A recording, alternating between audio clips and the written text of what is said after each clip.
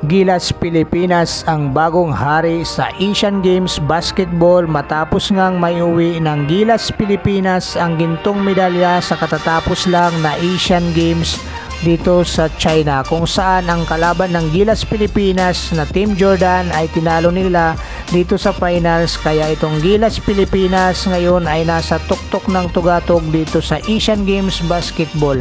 Pero bago nga narating ito ng Gilas Pilipinas ay maraming hirap ang pinagdaanan ng kupunan bago nga ito makarating sa tagumpay. Ito ang ating pag-uusapan sa video natin ito. Pero kung bago ka pa lang sa aking munting YouTube channel, baka pwede mo namang i-likes and subscribe. Una dito nga ay lumaban ng Gilas Pilipinas para sa FIBA World Cup dito sa bansa natin, kung saan ang Gilas Pilipinas ay nakakuha ng nag-iisang panalo sa classification round kalaban ang bansang China. Dahil sa hindi nga nakuha ni Coach Chot Reyes ang expectation ng mga Pilipino, ay mabigat ang pressure para sa kanya at lalo na sa kanyang pamilya. Kaya nag-step aside itong si Coach Chot Reyes sa Gilas Pilipinas, at dito na nga nawala ng coach ang Gilas Pilipinas patungo sa Asian Games, kung saan itong si Coach Tim Con, ang assistant coach na Coach Chot Reyes sa FIBA World Cup, ang gustong kunin ng SBP na hawakan ang Gilas Pilipinas sa Asian Games. Ngunit sa umpisa ay hindi nga ito tinanggap ni Coach Tim Con dahil ayon sa kanya ang puso niya ay nasa Barangay Ginebra. Ngunit tila nagbago ang lahat nang i-take over ito ng SMC ang Gilas Pilipinas, kaya dito nga ay hindi na nakatanggi itong si Coach Tim Con na hawakan ang Gilas Pilipinas dahil sa kagustuhan na rin ng kanyang mga big boss sa SMC. Kaya itong si Coach Tim Con na ang naging coach ng Gilas Pilipinas para sa Asian Games. Kaya nga itong si Coach Tim Con ay interim coach dito sa Gilas Pilipinas dahil ayaw nga din niya itong panghawakan na pangmatagalan ang Gilas Pilipinas. So ngayon may coach na ang Gilas Pilipinas. Isa namang problema dito ay ang mga player ng Gilas Pilipinas na maglalaro para sa Asian Games, dahil ang mga player para sa FIBA World Cup ay babalik na nga ito sa kanilang mga team sa ibang bansa bilang mga imports, katulad ng sa Japan at South Korea. Kaya ngayon mga koys, ang problema ng Gilas Pilipinas at saka ni Coach Tim Con ay ang kawalan naman ng mga player. So unang choice nga ni Coach Tim Con na mapasama sa Gilas Pilipinas itong si Mikey Williams ng Talk and Text. Ngunit ay hindi nga ito tumugon sa kagustuhan ni Coach Tim Con na mapasama sa Gilas Pilipinas. Dito na nga ay naisama rin itong si Terence Romeo at Calvin Abueva para dito sa gagawing lineup ng Gilas Pilipinas sa Asian Games. Kasama pa dito si Mwala Tautua ng San Miguel Bermen, Jason Perkins pa dito sa Phoenix Super LPG ay kasama rin sa bibuhing Gilas Pilipinas Final 12 para sa Asian Games. Ngunit dito nga ay mayroon na namang problemang bumungad ng sa Gilas Pilipinas. Ito nga ay ang listahan ay pinasa ng POC at SBP sa hagok ay hindi nga kasama ang mga player na napili ni Coach Tim Con dito sa kanyang Final 12. Kaya nga itong mga koys ay panibagong problema namang haharapin ng Gilas Pilipinas, lalong-lalo na ang kanyang mga player na nasa listahan ay may mga injury katulad ni Jimmy Malonzo at saka si Ganuelas Roser ay hindi nga mapapasama dahil sa may injury ito. At maging itong si RR Pugoy ay hindi nga makakasama sa Gilas Pilipinas dahil sa health issue naman. At ang apat na player na na-denied nga ng hagok ay ito ang original choice ni Coach Tim Con na mapasama sa Gilas Pilipinas.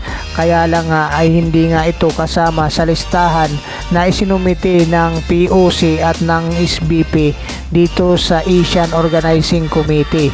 Kaya ngayon ay problema na naman ni Coach Tim Con na mawawalan naman ulit ng 5 player dito sa kanyang lineup. Kaya ngayon ay kukuha na naman ulit ng panibagong player ang Gilas Pilipinas at ni Coach Tim Con. Kaya bigla na namang nagbago ang lineup ng Gilas Pilipinas nang matapik ang serbisyo ni Chris Ross, Kevin Alas, CJ Perez, Marcio Lasater at at Arvin Tolentino. Itong mga player na to ay kasali doon sa listahan ay pinasa ng POC at ng SBP sa Asian Organizing Committee. Pero dito nga mga koys ay mayroon palang problema na hindi natin nalaman. Ito ay nagkaroon ng problema dito sa airport nang paalis na nga sila dahil sa tinatawag na fistering accreditation issue. Ito ang gagamitin nilang visa dito sa China pagdating nila. Sumuntik-muntikan na nga ito mga koys, hindi mapasama itong mga substitute player. So dito nga ay malamang ang nangyari ay hindi nabubuo ang final 12 ng Gilas Pilipinas ni Coach Tim Con dahil sa pangyayari na ito. So ang dami yung pinagdaanan ng mga player at ni Coach Tim Con bago nga nila maharap itong unang kalaban nila na bansang Bahrain dito sa classification round sa Asian Game kung saan sila ay nasa Group C. Unang napaharap nila itong Bahrain at tinalo naman nila ang bansang Bahrain sa laban na ito. At ang sumunod na kalaban naman nila ito ay ang Thailand para sa kanilang bracket nga dito sa Group C. So tinalo rin nila ang Thailand. At ang pangatlong laban nga nila ay itong Jordan ni Rodney Hollis Jefferson kung saan dumapa dito ang Gilas Pilipinas.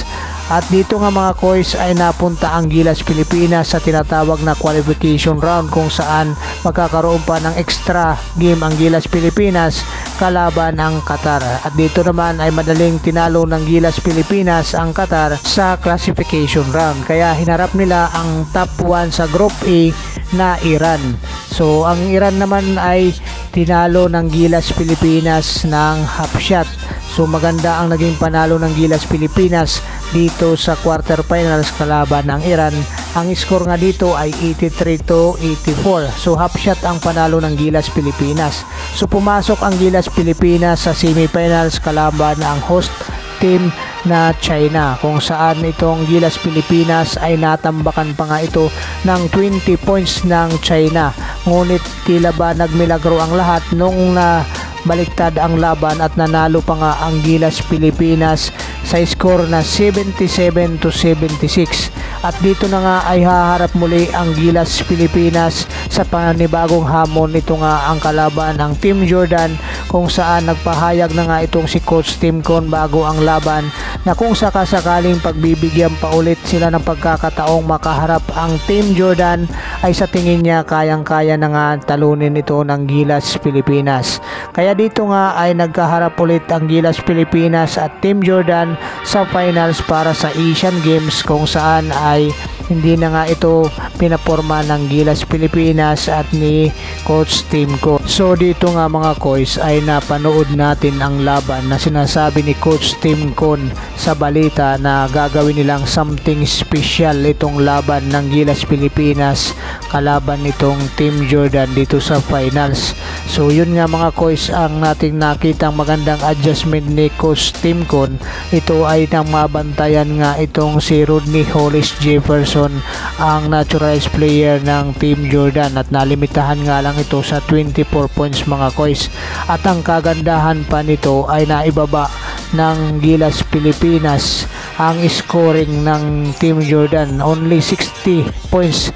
Subalit sa mga preliminary rounds nga mga koys ay nagdo-double digits ito ang kalamangan nga ng Team Jordan sa mga naging kalaban. Kasama na nga dito ang Gilas Pilipinas kung saan tinambakan tayo ng 25 points. At ito nga ang naging sweet revenge ng Gilas Pilipinas dito sa Team Jordan ni Rodney Hollis Jefferson kung saan ang Gilas Pilipinas ang naging kampiyon dito sa Asian Games after 61 years na inantay.